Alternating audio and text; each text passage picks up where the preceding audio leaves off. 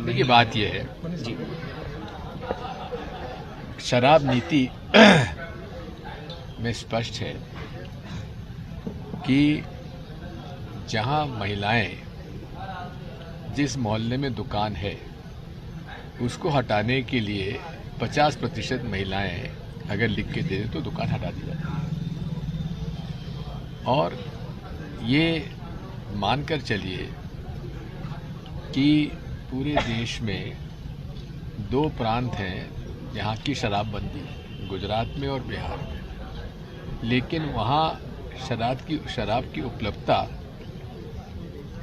आसानी से हो रही है। तो शराबबंदी इसका कोई विकल्प नहीं है, लेकिन शराब का जो वितरण है वो इस प्रकार से हो कि इसका प्रचार प्रसार ज़्यादा ना हो। गाली कौन ने दी है? क्या कांग्रेस के किसी वर्कर ने दी है कि नेता ने दी है? किसने दी है? अरे मोदी जी खुद गाली देते हैं, उस पर क्या आज तक मीडिया ने उसका सवाल किया है? क्या क्या नहीं किया सोनिया गांधी जी को, क्या क्या नहीं किया राहुल गांधी जी को।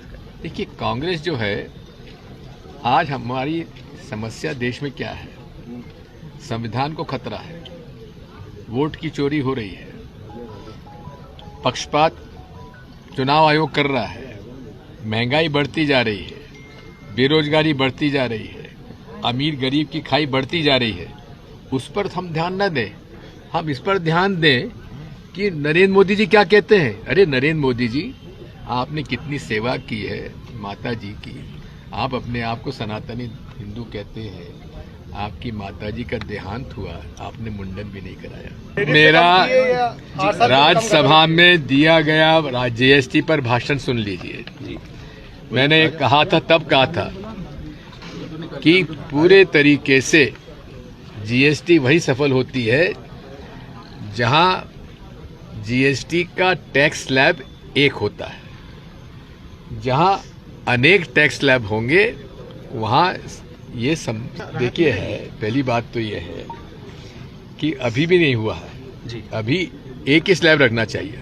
एक तरफ आपने 40% कर दिया, एक तरफ 5% कर दिया जी।